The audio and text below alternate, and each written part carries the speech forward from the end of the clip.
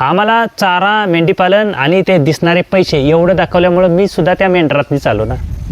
मी तरी काही वेगळ्या पद्धतीनं आलो का? मला पण कळलं ना, 5 मेंढरं घेतली तर एका वर्षामध्ये 10 पिल्लं होतील. 10 पिल्लांचं नाही म्हटलं तरी 1 लाख रुपये होतील.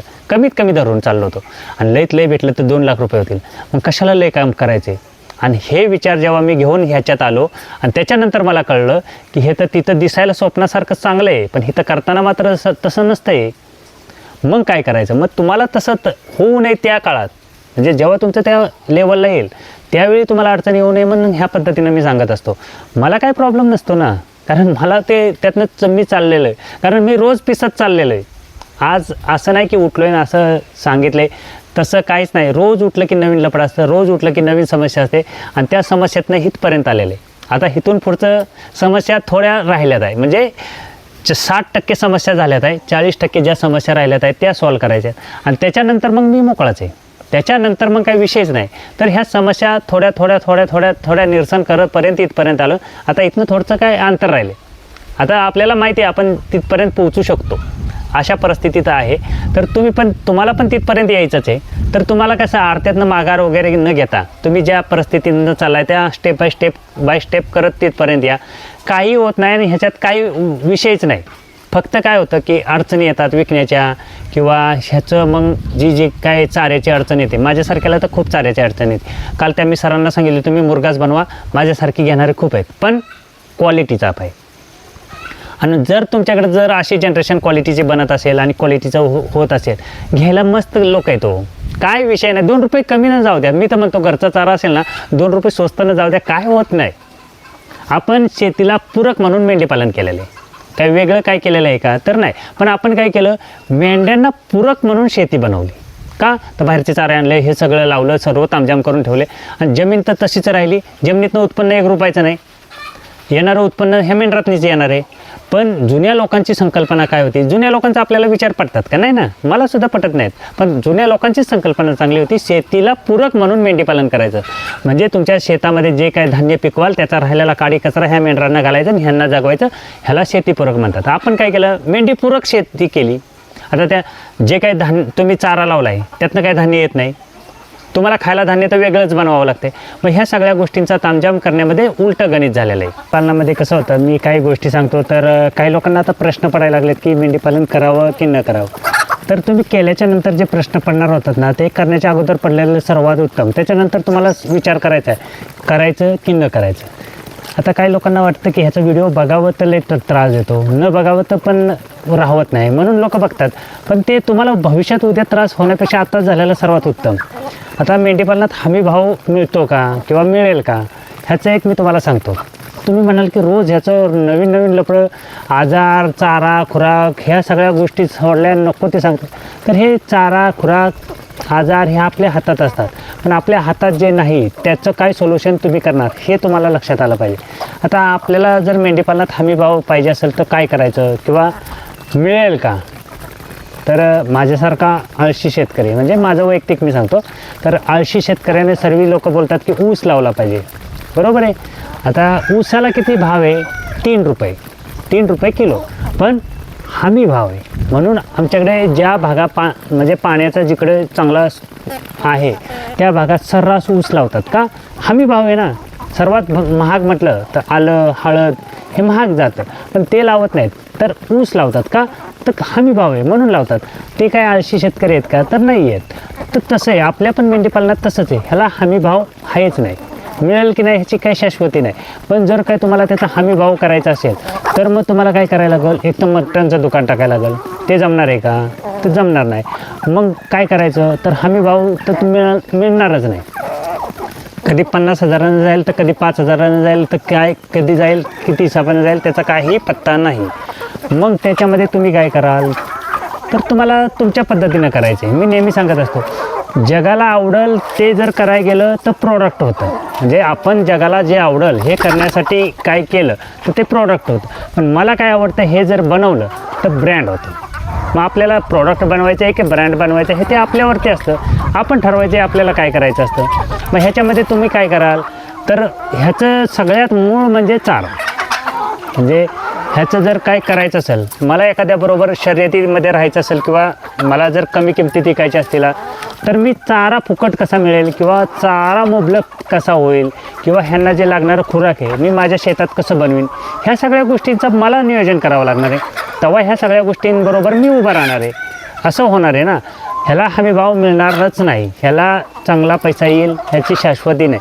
तुम्हाला करावं लागणार आहे, मला चांगला पैसा ह्याच्यातनं कसा मिळवायचा हे तुम्हाला प्रयत्न करावा लागेल. कोण येऊन तुम्हाला देणार नाही किंवा काय नाही किंवा काहीच नाही. मग त्या पद्धतीनं तुम्ही केलं तर त्या पद्धतीनं होणार आहे. मग आता तुम्ही म्हणाल की मग ह्याला काय उपाययोजना, तर उपाययोजना ह्याच आहेत. तुम्ही ह्याच्यामध्ये किती काय कराल, तुम्ही ह्याच्यामध्ये प्रयोग किती कराल, तुम्ही ह्याचं विक्री व्यवस्थापन कसं कराल, ह्या सगळ्या गोष्टी म्हणजेच तुमचा हमीभाव. बाकी ह्याला शासन हमीभाव देईल किंवा कोण देईल तसं काय नाही. यात मग मटणचं दुकान टाका, हमीभाव आहेच तिकडे, काही विषय नसतो. तर हे मेंढीपालनातनं तुम्ही केल्याच्या नंतर अडचणी येणार, तर करण्याच्या अगोदर अडचणी समजल्या तर तुम्ही ह्याचा विचार करून म्हणजे लक्षात घेऊन ह्या सर्व गोष्टी कराल. मग त्याच्यानंतर तुम्हाला हळूहळू कळेल की नक्की मला ह्याच्यातनं काय केलं पाहिजे, ह्याचं काय होतं. जसं मला आता कळतं आहे की काय होतं आहे, काय करायला लागतं आहे, काय नाही. मग ह्या सगळ्या गोष्टी मी काय ह्याच्यात एक्सपर्ट नाही किंवा माझं काय ह्याच्यातलं PhD नाही किंवा एज्युकेशन नाही, काय नाही.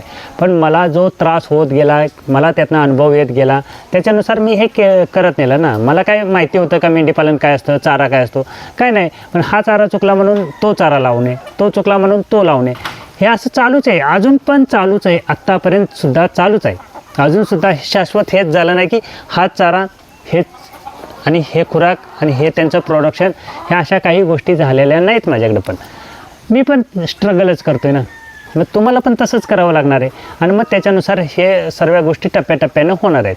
पण ज्या भागामध्ये वातावरण चांगलं आहे, वातावरण म्हणजे आमच्यासारखं नाही आहे, अशा भागामध्ये हे चांगलं म्हणजे चांगल्या पद्धतीनं मेंढीपालन होतं. आता आमच्याकडे सर्व काय आहे, आम्ही पावसाची वाट पाहत नाही तर पाऊस जाण्याची वाट पाहतो आहे. पर्याय नाही ना, आमच्याकडे दुसरं काय करता येत नाही.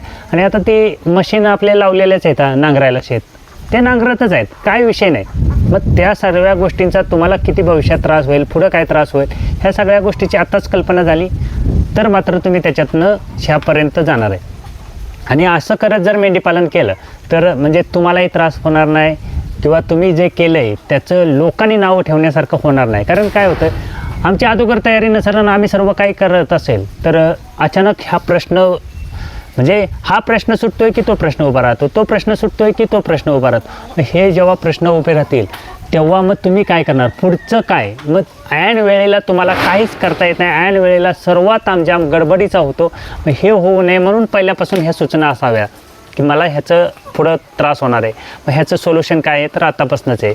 मग ह्या सगळ्या गोष्टी जर केल्या तर त्या पद्धतीने येणार आहेत. मला ते दुर्गेश साहेब आहेत, त्यांनी आज मेसेज केला होता की म्हणजे त्यांनी बाजारातनं कोकरे घेतले ते.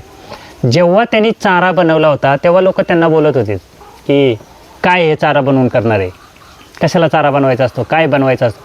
आणि आत्ता जेव्हा त्यांची कोकरं आहेत ती चांगल्या पद्धतीनं चारा वगैरे सर्व काय व्यवस्थित आहे, त्याच्यामुळे लोक म्हणतात तुला अगोदरच समजलं बरा चारा केला पाहिजे. तर ह्या गोष्टी अशा अडचणीतनं होतात, अशा स्टेप बाय स्टेप प्रत्येकाला समजत जातात. मग ऐन टायमाला अडचण आल्यानंतर काय करता येतं का, काहीच करता येत नाही. मग ते होऊ नये ह्याच्यासाठी ह्या सर्व गोष्टींचं सोल्युशन करावं लागतं.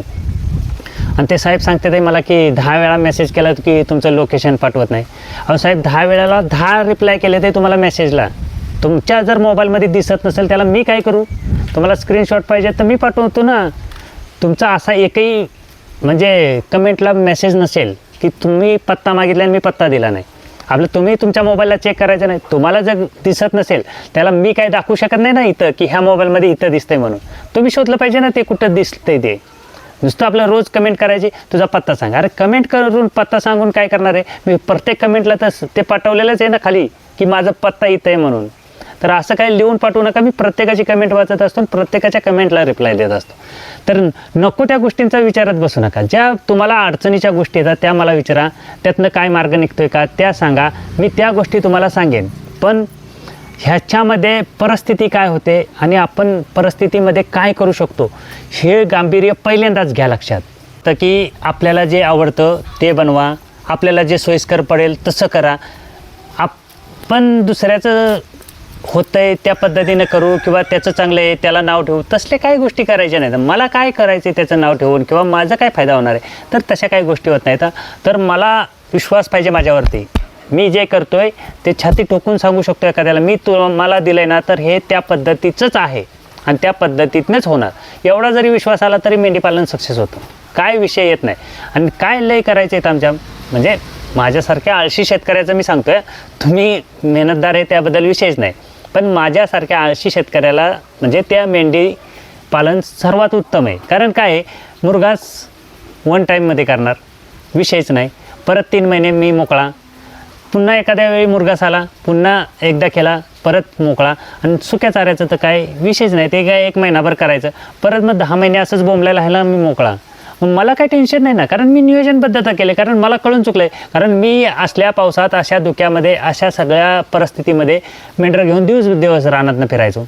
पण मला कंटाळा आला ना की कुठल्या पाहुण्याकडे जाऊ शकत नाही किंवा कुणाकडे जाता येत नाही किंवा काय करता येत नाही, मेंढरं सोडायची लागायची. तर आणि त्याच्यामुळे ह्या सर्व गोष्टी मला समजत गेल्या ना, म्हणून मी त्या पद्धतीनं बदल करत गेलो. तुम्हाला पण त्या पद्धतीनं केलं तर तुम्ही माझ्यासारखं गोष्टी ठोकू शकता ना, काय विषय नाहीत. आणि तुमचं स्वतःचं आहे, माझं जसं स्वतःचं मेंढीपालन आहे तसं तुमचं स्वतःचं आहे. तुम्ही काही बनवू शकता, त्या मेंढ्यांच्या लेंड्यांचं जीवामृत करू शकता, लेंड्याची पावडर करू शकता, गांडूळ खत करू शकता, कुठं कुणाला मनाई आहे. माझ्याकडे लेंड्या आहेत, मी अजून आत्ता गांडूळ खत म्हणलं तर 15 ते 20 रुपये नाही, मी 10 रुपयाने विकीन ना, मला काय प्रश्न आहे. कारण माझ्याकडे होम प्रोडक्शन आहे ना. तसं जर माझ्या शेतात जर पिकणारा चारा माझ्या मेंढरांसाठी पुरेसा असेल, कितीही कॉस्ट कमी होत्या. फिरस्ती मेंढपाळांचं का कमीमध्ये पैसे विकतात, का कमी पैशात देतात, तर त्यांना चारा जो आहे रानातला तो काही बनवायचा नाही किंवा काय नाही, त्यांची फिरस्ती मेंढरं असल्यामुळं चाऱ्याचं काही विषय नसतो. तसं मी जर माझ्या शेतातलं केलं, बाबा धान्य पण मला येतं आहे, चारा पण होतो आहे, आणि ह्या 2 गोष्टीचं जर कॉम्बिनेशन केलं तर मेंढी पालन हे शेतीला पूरकच होणार आहे. आणि त्याला हमी भाव पाहिजे असेल तर तुम्हाला मटण मार्केट, म्हणजे स्वतःचं मटणचं दुकान टाकणे. आणि जर तुम्हाला तुमचं स्वतःचं बनवायचं असेल तर मग तुम्हाला मार्केट शोधणं सर्वात गरजेचं आहेच.